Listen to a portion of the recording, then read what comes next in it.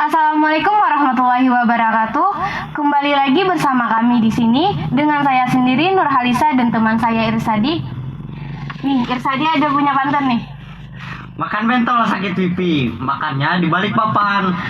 Kembali lagi di Multimedia TV SMK Negeri 1 Pugaan.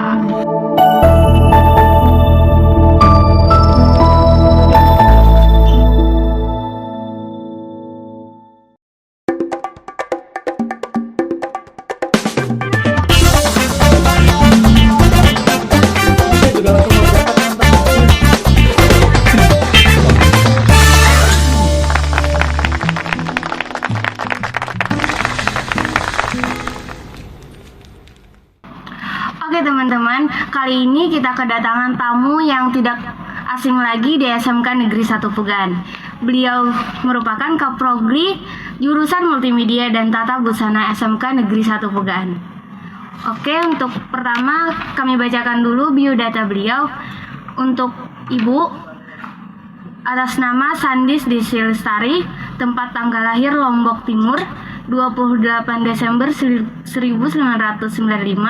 agama Islam, pekerjaan guru produktif tata busana, pendidikan S1 Pendidikan Tata Busana, alamat Desa Sungai Rukam 1, RT 1 nomor 37. Moto hidup, so must go on. Selanjutnya guru kita dari multimedia Anwar Sadat, tempat tanggal lahir Amuntai 10 Desember 1992, agama Islam, pekerjaan guru produktif S1 Pendidikan Fisika Universitas Lambung Mangkurat, pendidikan profesi di Universitas Papua, alamat Desa Teluk Serikat, Kecamatan Banjang, HSU. Moto hidup, sesekali jadilah tokoh film kartun, dijepit, digilas, dibanding tetap bangkit lagi. Oke Bu, gimana kabar Ibu? Dan untuk Bapak gimana? Baik. Kalau Pak Anwar baik, saya juga pasti baik. Iya. Ngomong-ngomong nih Bu, Ibu kan sebagai ketua jurusan multimedia. Tata busana. Iya, tetap tata busana. Ya nggak masalah, terus aja, nggak apa-apa, mengalir aja. Ngomong-ngomong nih Bu, Ibu kan sebagai ketua jurusan tata busana. Sudah berapa lama nih Bu? Kalau saya sebagai ketua jurusannya sekitar 1 tahun ya, baru 1 tahun aja. Tapi kalau saya sebagai guru tata busana di sini di SMK 1 Pugaan itu sudah jalan almost 2 tahun. Dan untuk Bapak Pak? Belum genap 1 tahun untuk ketua jurusan multimedia. Dan kalau untuk mengajar multimedia, jujur ya, untuk khusus itu enggak ada. Cuman kalau menggunakan multimedia dalam pembelajaran itu selalu Sudah expert. Untuk kompetensi apa aja nih Pak yang di dalam jurusan multimedia dan tata busana? Siapa dulu? Bisa dari Kita sweet dulu atau kan? Bapak? Dulu ya.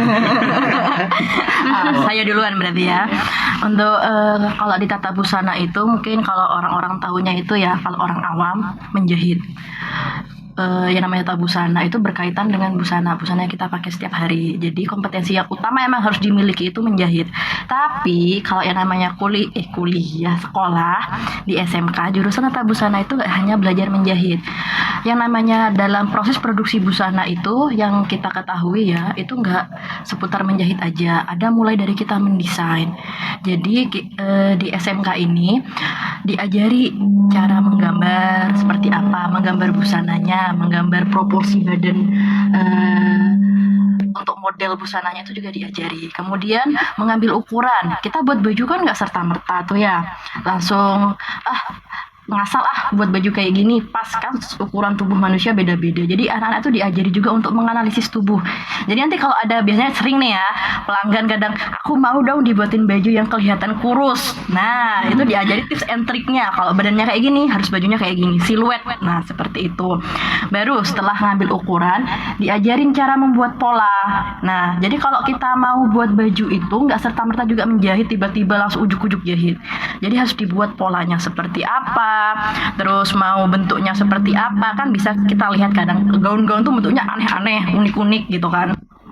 Itu juga ada pola tersendiri. Jadi diajari mulai dari pola dasar, pecah pola, semuanya sampai mereka benar-benar menguasai itu sampai di luar kepala. Barulah komponen-komponen mesin jahit, kemudian baru di situ diajari cara-cara menjahit busana. Berikut dengan penyelesaiannya, dan yang paling penting, busana itu kalau dijahit biasa, kemeja biasa kan nggak, udah itu aja. Kita diajari juga untuk menghias busana, jadi untuk menambah estetika dan nilai jual. Sekarang kita lihat, kalau misalnya contohnya itu kita buat gaun ya biasa aja, kain gitu, dibentuk, dijahit jadi baju. Harganya paling berkisar 150. Tapi kalau ditambah hiasan bisa jadi 2 juta. Nah, seperti itu. Jadi kita diajak, anak-anak di sini tuh pasti belajar menghias. Selain itu juga packaging. Jadi kita anak-anak tata busana itu yang di sini itu diajari juga untuk menjual busananya itu seperti apa nantinya. Jadi nggak kayak udah produksi udah mangkrak nggak diapa-apain tuh nggak. Nanti tetap diajarkan cara untuk marketingnya seperti apa. Kemudian ada satu lagi nih ceritanya juga, mereka kita ajarin untuk membranding busananya itu dengan mengadakan photoshoot. Jadi estetika busananya itu kelihatan. Nah, seperti itu. Kurang lebih seperti itulah yang dipelajari di tata busana. Untuk multimedianya Pak nih gimana? Oh, untuk multimedia yang dipelajari itu sebenarnya sangat banyak ya. Salah satunya itu adalah fotografi, desain grafis, kemudian ada videografi juga ada di sana, media interaktif, kemudian juga ada editing video audio, dan terakhir kewirausahaan. Jadi kalau kolaborasi dari materi-materi itu sebenarnya dalam pekerjaan sehari-hari sangat banyak sekali ya. Baik itu mau membuka usaha, kita ikut kerja dengan orang lain, atau istilahnya kalau sekarang tuh yang rame itu content creator. Itu sangat bermanfaat sekali. Jadi di sini sebenarnya kalau di sekolah itu terbatas, dan mahasiswa multimedia itu sebenarnya bebas ya mengeksplor, mengembangkan kemampuan yang telah diberikan oleh guru. Dari segi grafisnya banyak percetakan, ya kan?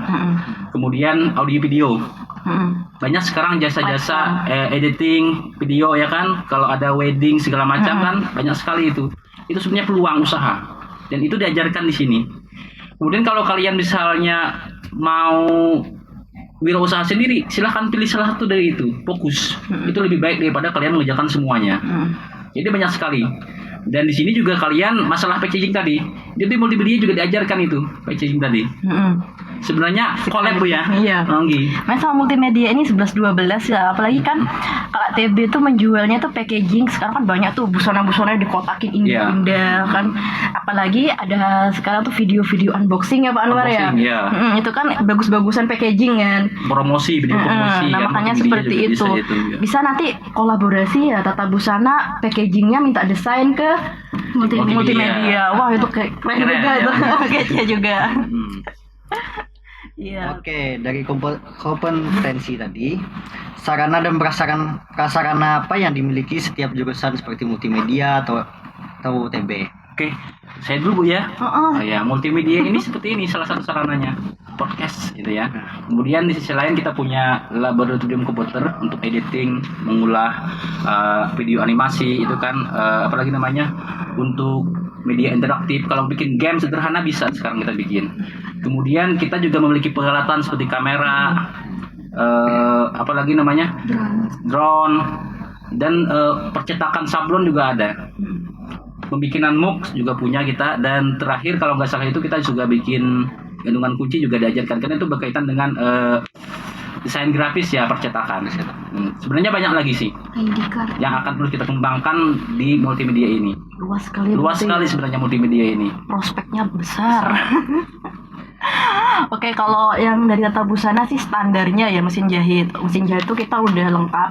Mulai dari mesin jahit industri, manual itu sudah ada. Jadi kalau mau buat baju jenis apa aja itu udah bisa di tata busana.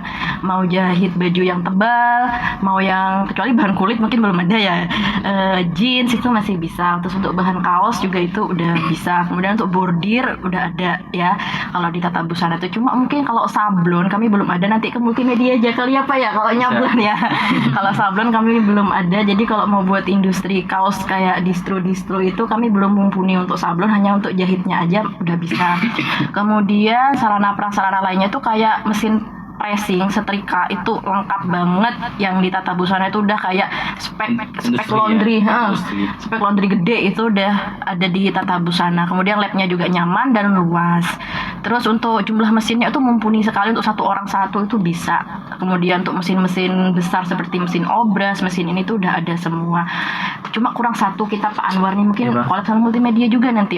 Kita kan iya studio foto, kita harus menunjang gitu kan. Hasil karya anak-anak itu harus di-show-kan seperti itu. Kalau untuk fashion show kan mungkin di sini kan susah masih kalau di lingkungan Tabalong. Jadi mungkin dari sosial media, dari fotografi baru bisa di ini kan.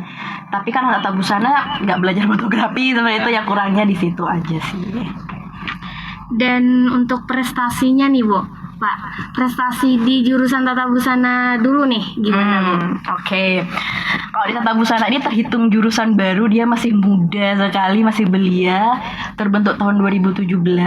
Untuk prestasinya, untuk lomba-lomba baru ikut LKS provinsi ya, itu 2 kali kalau nggak salah itu LKS. Untuk kegiatan-kegiatan lainnya ini karena mungkin mohon maaf ya agak jauh dari kota mungkin ya Pak Anwar ya. Jadi untuk kegiatan-kegiatan ini agak susah kita untuk ikut. Jadi untuk kayak lomba desain, terus lomba fashion dan sebagainya itu nggak ada. Cuma untuk kedepannya mungkin adalah perencanaan dari kita gitu.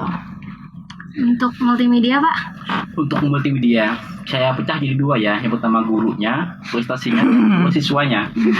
Kalau untuk gurunya sudah luar biasa ya. Kemarin kita baru saja juara 1 seprovinsi lomba web gitu ya, pengembangan web ya. Biasa Dan nih. tentu itu juga ada andil dari siswa membuat desain segala macam, itu tim ya. Kemudian tim kemarin kan bentuk seperti apa.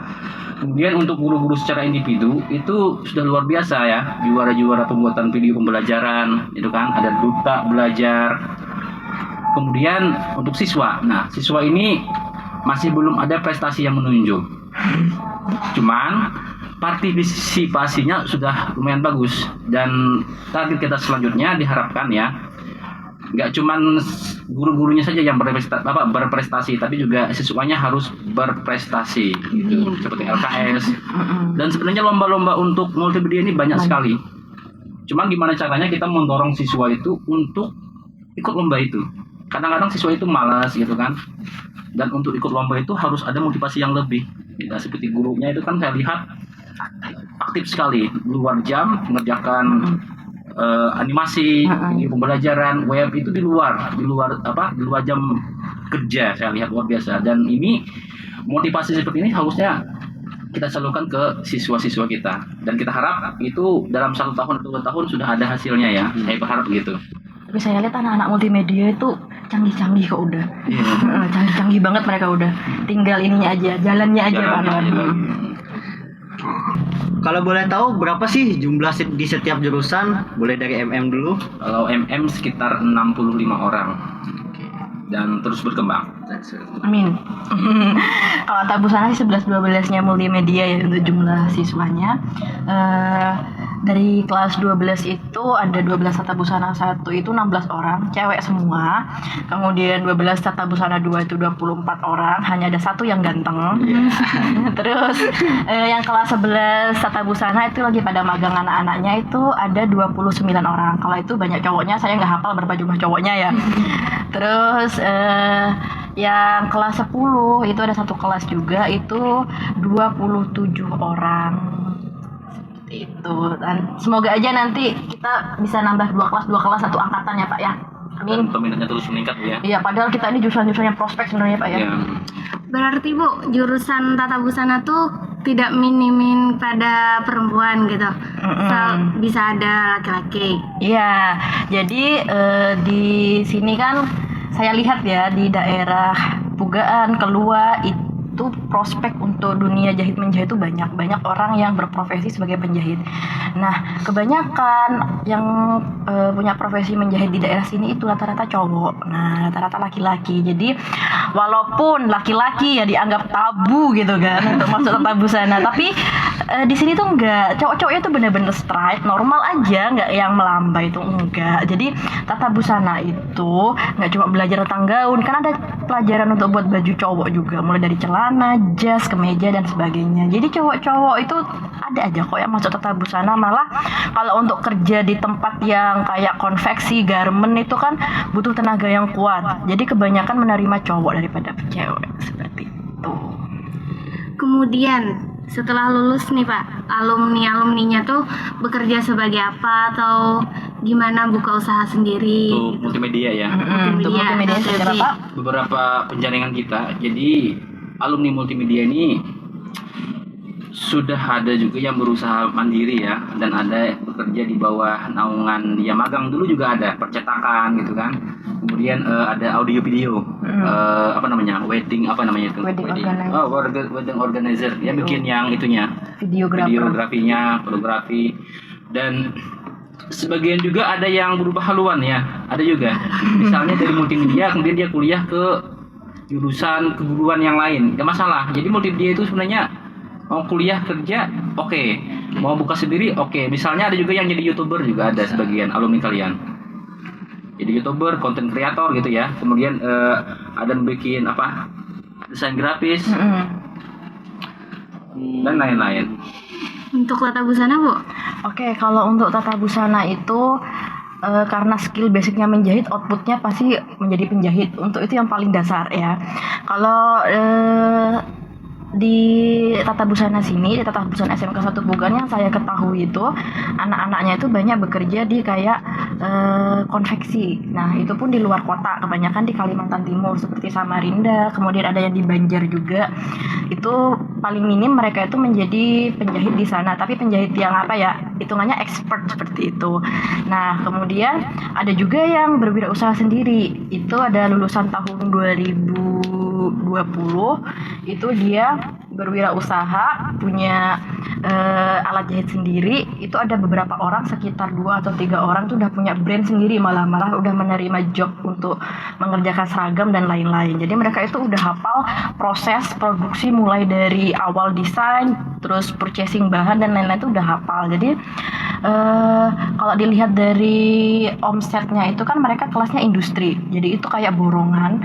Itu bisa satu kali project itu mungkin perputaran uangnya bisa sampai 7-8 jutaan seperti itu. Nah kemudian kalau mau kuliah nih juga ada seperti kayak Pak Anwar tadi, ada juga anak tata busana itu yang keluar dari haluan. Maksudnya kuliah jurusan agama di Amuntai juga ada.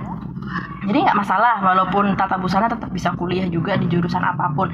Yang namanya kita ini yang multimedia sama tata busana itu 11-12. Jadi kita membekali anak tuh skill supaya mereka mandiri.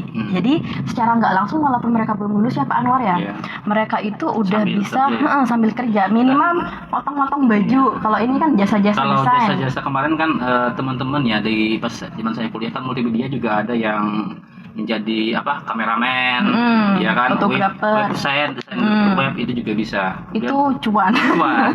Ya, itu cuan. Jadi sebelum lulus itu mereka udah bisa making money lah hitungannya ya. Udah bisa ada skillnya tanpa harus ikut orang atau gimana, maksudnya dengan modal skill yang dia miliki sendiri gitu. Iya, bisa menghasilkan bisa dan tidak membebani orang tua itu ya. Tidak membebani orang tua ya, walaupun sedikit tapi sangat berarti.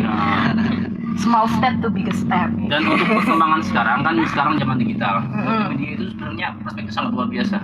Benar banget. Kalau kalian bisa baca peluang sedikit saja, gitu kan, itu besar sekali ya. Misalnya blogger aja, itu kalau kalian bisa membuat blogger, kan diajarkan itu kalian tinggal masukkan info berita, iklan masuk, itu sudah dapat cuan. Kan santai aja kerja di kamar gitu kan, bukan ngepet ya di kamar. Itu sudah masuk ngepet enggak gitu. Iya bener kan. Itu salah satu ya. Sekarang YouTube yang rame ya, YouTube. TikTok. Nah TikTok konten kreator, cuman yang positif ya, itu bisa dimanfaatkan multimedia. Oke, ngomong-ngomong nih Ya, ngomong-ngomong nih, MM kan di kurikulum Merdeka sudah tidak ada lagi. Ya nanti namanya bisa diganti atau oke, saya jelaskan ya. Atau gimana? Sebenarnya sekolah kita sudah menggunakan kurikulum Merdeka, tapi Merdeka Belajar. Dalam Merdeka Belajar itu kita masih menggunakan kurikulum ke-13 revisi dengan rasa kurikulum Merdeka itu. Rasanya gimana? Ya profil pelajar Pancasila di situ. Nah, kalau sudah kurikulum Merdeka berubah, semuanya berubah, itu multimedia nggak ada pilihan. Maksudnya nggak ada lagi pilihan di kurikulumnya, itu nggak ada lagi.